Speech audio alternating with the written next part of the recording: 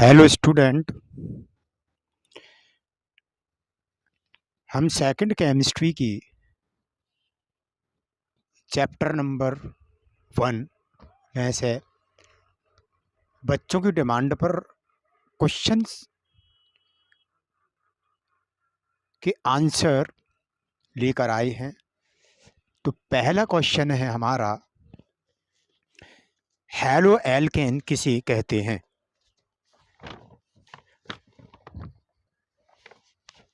तो बच्चों पहला क्वेश्चन ये रहा हमारा, हैलो एल्केन किसे कहते हैं। 3 उदाहरण भी दीजिए, यानी हैलो एल्केन के 3 एग्जाम्पल भी देना है। हमने हेडिंग डाली हैलो एल्केन, फिर इसकी परिभाषा दी। जब एलिफेटिक हाइड्रोकार्बन यानी एल्केन, अभी एल्केन के बारे में बात कर रहे हैं यहाँ, तो एल्केन के एक हाइड्रोजन परमाणु को एक हैलोजन परमाणु प्रतिस्थापित कर देता है, तो प्राप्त यौगिक को हैलो एल्केन कहते हैं। अब इसके 3 एग्जाम्पल ये रहे हमारे टेबल में। जैसे पहला है CH3Cl, जिसका सामान्य नाम है मैथिल क्लोराइड और IUPAC नाम है क्लोरोमेथेन। इसी तरीके से दूसरा एग्जाम्पल CH3CH2Br, इसका सामान्य नाम एथिल ब्रोमाइड और IUPAC नाम ब्रोमोएथेन है। इसी तरीके से हमारा तीसरा एग्जाम्पल CH3CH2Cl, इसका सामान्य नाम प्रोपिल क्लोराइड और IUPAC नाम क्लोरोप्रोपेन है। तो यहाँ तक हमारे इस क्वेश्चन का आंसर हुआ। अब इसी तरीके से हमारा दूसरे वीडियो में हैलो एल्केन के वर्गीकरण और उनके उदाहरणों के बारे में जानेंगे। Thank you.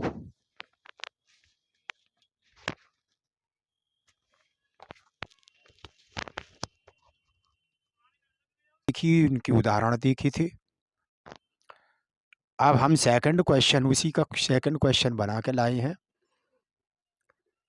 सेकंड क्वेश्चन है, हैलो एल्केन का वर्गीकरण कीजिए।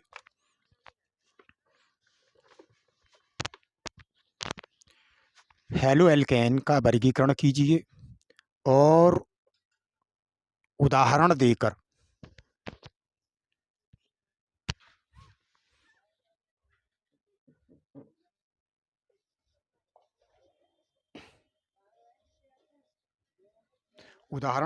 समझाइए। तो हैलो एल्केन का वर्गीकरण, अच्छा, कार्बन की श्रृंखला होती है, उसमें हैलो एल्केन की संख्या होती है, 1 हो, 2 हो, 3 हो, जो जितने भी हों, उस आधार पर इनका वर्गीकरण करते हैं। जैसे हैलो एल्केन की संख्या के आधार पर हैलो एल्केन का वर्गीकरण निम्नलिखित प्रकार से किया जाता है। पहला है हमारा मोनो हैलो एल्केन, या इसी का दूसरा नाम मोनो हैलाइड। तो इसकी हैलो एल्केन की कार्बन की श्रृंखला पर केवल एक ही हैलोजन परमाणु उपस्थित रहता है, इसलिए इसे मोनो हैलो एल्केन कहते हैं।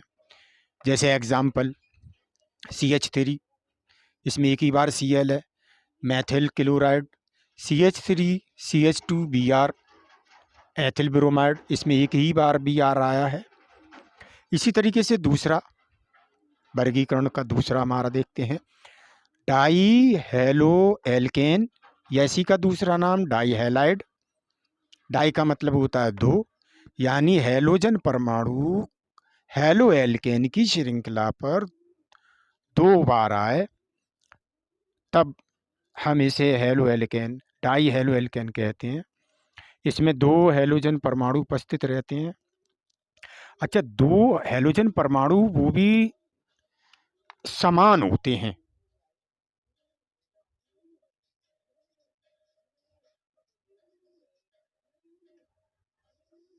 समान हैलोजन परमाणु उपस्थित रहते हैं, इसलिए इसे डाई हैलो एल्केन कहते हैं।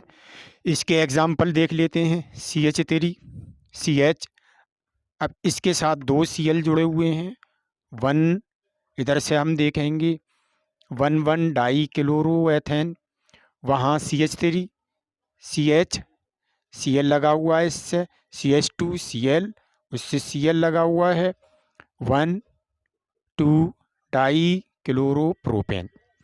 इसी तरीके से हमारा तीसरा वर्गीकरण में तीसरा आता है पॉलीहेलो एल्केन, या इसी का दूसरा नाम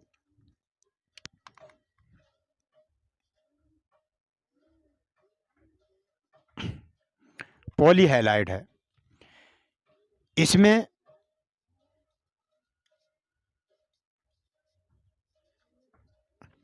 तीन या तीन से अधिक हैलोजन परमाणु उपस्थित रहते हैं। इसके एग्जाम्पल देखते हैं। CH3 CH Cl लगा हुआ है, फिर CH Cl लगा हुआ, फिर CH2 Cl लगा हुआ है, यानी कि 3 हैलोजन परमाणु उपस्थित हैं और उसमें Br 4 बार लगा हुआ है, तो वो हमारा पॉलीहेलो एल्केन के अंतर्गत आते हैं। इसके बाद हम अगले वीडियो में मोनोहेलो एल्केन का भी वर्गीकरण करेंगे,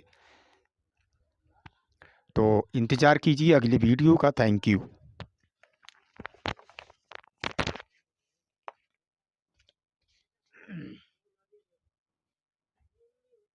हेलो स्टूडेंट, ये हमारी पहले चैप्टर की हेलो एल्केन की, और इसमें हमारा ये तीसरा क्वेश्चन है। तीसरा क्वेश्चन ये है कि मोनोहेलो एल्केन का वर्गीकरण कीजिए तथा उदाहरण देकर समझाइए। तो इससे पहले की दोनों वीडियो में, सबसे पहली वीडियो में हम पढ़ चुके थे कि हेलो एल्केन किसे कहते हैं। दूसरी वीडियो में हेलो एल्केन का वर्गीकरण पढ़ चुके थे। तो हेलो एल्केन का वर्गीकरण जब हमने किया था तो उसमें हेलो एल्केन तीन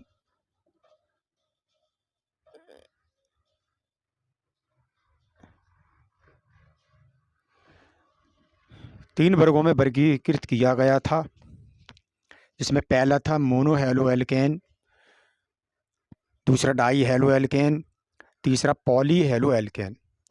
अब हम जानेंगे कि मोनोहेलो एल्केन का वर्गीकरण।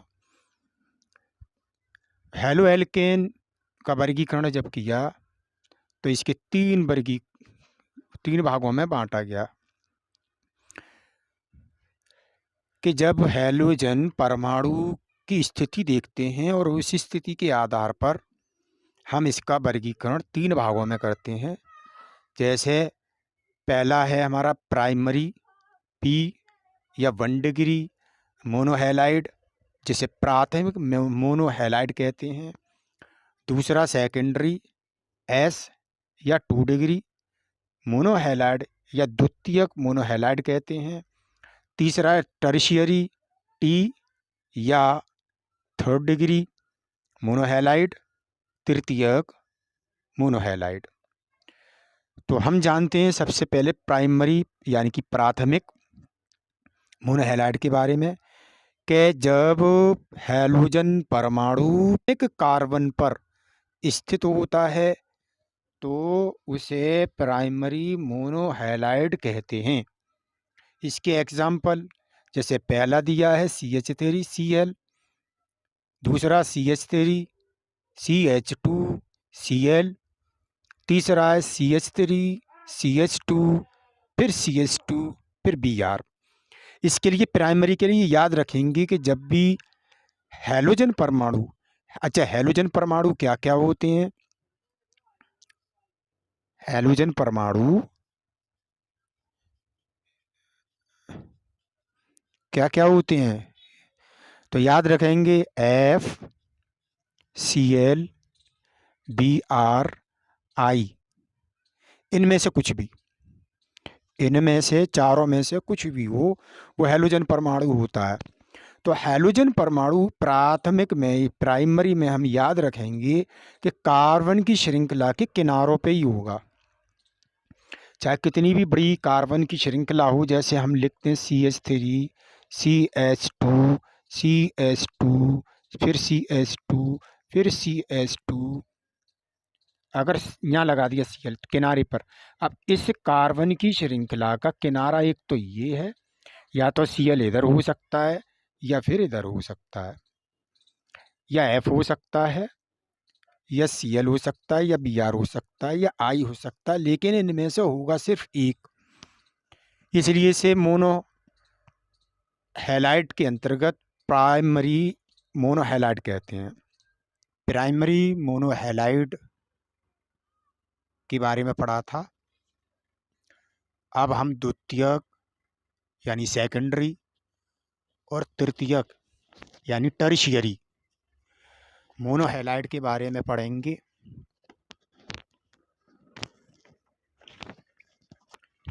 इसे समझना बहुत जरूरी है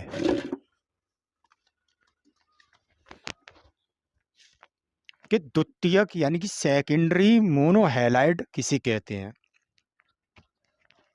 इसे गौर से देखना है और अच्छी तरीके से समझना है।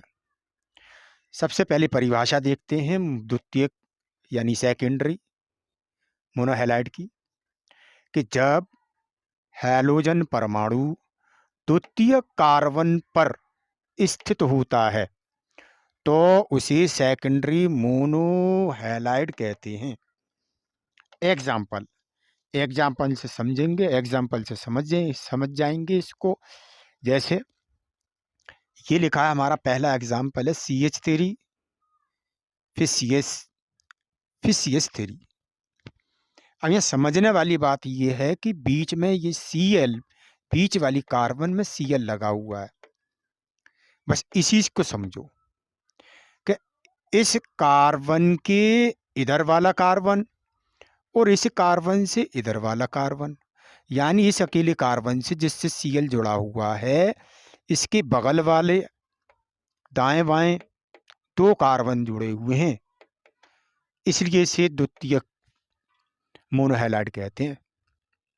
दूसरा समझेंगे, ऐसे समझ लो, जैसे कि ये हमने लिया CH3 CH3, इसे कहते हैं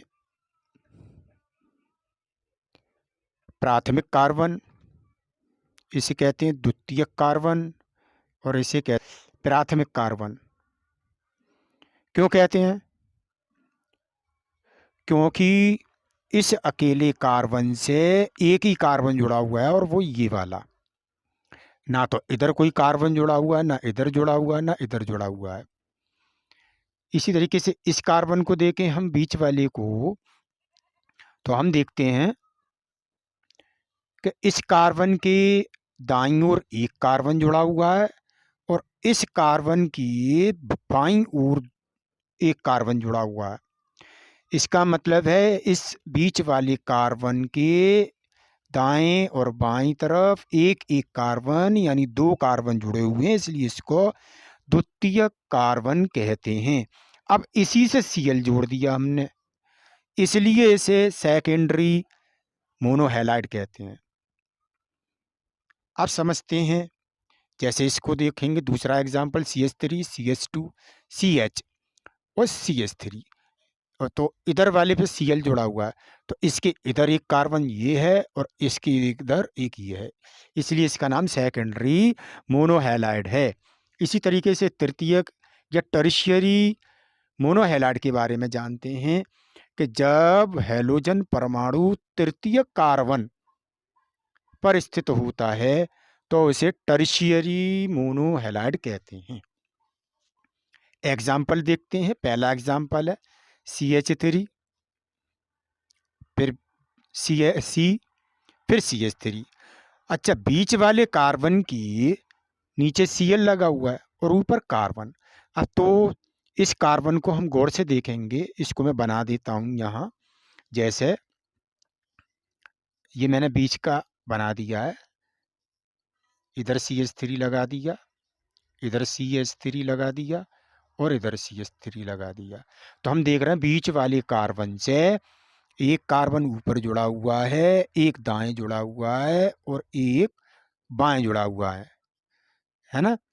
और इसी बीच वाले से Cl जुड़ा हुआ है। तो इस कार्बन से कितने कार्बन जुड़े हुए हैं अलग? तो एक ये और एक ये और एक ये। इसका मतलब है इस कार्बन से 3 कार्बन जुड़े हुए हैं, इसलिए इसका नाम तृतीयक मोनोहैलाइड है। अगला एग्जाम्पल CH3, CH2, C, ऊपर Br जुड़ा हुआ है, नीचे CH3 है, फिर इधर CH3 है। तो हम इस कार्बन से कितने कार्बन जुड़े हुए हैं इसको देखते हैं। 1, 2 और ये 3, इसलिए इसका नाम टर्शियरी मोनोहैलाइड। ये चौथा क्वेश्चन है, डाई हैलाइड किस का वर्गीकरण या डाई हैलो एल्केन का वर्गीकरण उदाहरण देकर समझाने के लिए बोला गया है। तो क्वेश्चन है हमारा, डाई हैलो एल्केन या डाई हैलाइड का वर्गीकरण करके उदाहरण दीजिए। आंसर है हमारा डाई हैलो एल्केन का वर्गीकरण। तो इसमें हम पढ़ते हैं कि दो समान हैलोजन परमाणुओं की कार्बन पर स्थिति के आधार पर डाई हैलाइड का वर्गीकरण किया गया है। नंबर 1 है जैमिनल डाई हैलाइड या जैम डाई हैलाइड। दूसरा है विसिनल डाई हैलाइड या विस डाई हैलाइड। तीसरा है एल्फा ओमेगा डाई हैलाइड या एल्फा ओमेगा डाई हैलाइड। तो अब एक एक करके सब तीनों के बारे में पढ़ते हैं। सबसे पहले पढ़ते हैं जैम डाई हैलाइड के बारे में। जैम डाई हैलाइड क्या है? तो पढ़ते हैं परिभाषा इसकी कि जब दोनों हैलोजन परमाणु कार्बन चेन के एक ही कार्बन परमाणु से जुड़े रहते हैं तो इसे जैम डाई हैलाइड कहते हैं। जैसे ये पूरी एक श्रृंखला है और इसमें कार्बन कितने हैं? 1, 2, 3, 4। और जिस 4 कार्बन में ये जो है एक कार्बन, इसके दोनों तरफ एक ही कार्बन से दोनों हैलोजन परमाणु जुड़े हुए हैं, इसलिए ये जैम डाई हैलाइड कहलाता है। इसी तरीके से दूसरा एग्जाम्पल, इसमें 3 कार्बन है, इसमें बीच में जो एक ही कार्बन है इससे दोनों हैलोजन परमाणु जुड़े हुए हैं, इसलिए ये जैम डाई हैलाइड कहलाता है। इसी तरीके दूसरा है बिस डाई हैलाइड या बेसिलन डाई हैलाइड। जब दो हैलोजन परमाणु कार्बन चेन या कार्बन श्रृंखला की किन्हीं दो निकटवर्ती कार्बन परमाणुओं से जुड़े होते हैं तो इसे बिस डाई हैलाइड कहते हैं। याद रखेंगे दोनों एक ही बॉन्ड से जुड़े होंगे निकटवर्ती कार्बन। इस बॉन्ड की इधर कार्बन, ये इससे Cl लगा हुआ हैलोजन परमाणु, और इधर C कार्बन, इसके इधर भी ये Cl हैलोजन परमाणु जुड़ा हुआ है, तो इसको निकटवर्ती कार्बन कहते हैं। ये जरूरी नहीं है यहाँ ये इन दोनों से जुड़ सकता है, इन दोनों से जुड़ सकता है। इसी तरीके से दूसरा एग्जाम्पल CH3, CH2, Br, फिर ये Br, दोनों निकटवर्ती कार्बन परमाणु हैं, इनसे दोनों हैलोजन परमाणु अलग अलग दोनों निकटवर्ती कार्बन परमाणु से जुड़े हुए हैं, इसलिए इसे बिस डाई हैलाइड कहते हैं। का तीसरा टॉपिक है जिसमें एल्फा ओमेगा डाई हैलाइड कहते हैं कि जब दोनों हैलोजन परमाणु कार्बन की श्रृंखला के छोरों पर या किनारों पर लगे हों। जैसे हम पहले देखते हैं इसकी परिभाषा कि जब दो हैलोजन परमाणु तीन या तीन से अधिक कार्बन की श्रृंखला कार्बन चेन के दो छोरों या दोनों छोरों या किनारों या टर्मिनल से जुड़े रहते हैं तो इसे अल्फा ओमेगा डाई हैलाइड कहते हैं। जैसे शर्त यह है कि कार्बन की श्रृंखला में कार्बन तीन या तीन से अधिक होने चाहिए, दो नहीं होने चाहिए। अगर दो होंगे तो इस तरीके का हो जाएगा, मतलब ये भी किनारे पे ही लगे हुए हैं दोनों, लेकिन ये अल्फा ओमेगा डाई हैलाइड में नहीं आएगा। क्यों नहीं आएगा? क्योंकि हम इससे पहले इसी का दूसरे नंबर का पढ़ चुके हैं, बिसिनल वाले में,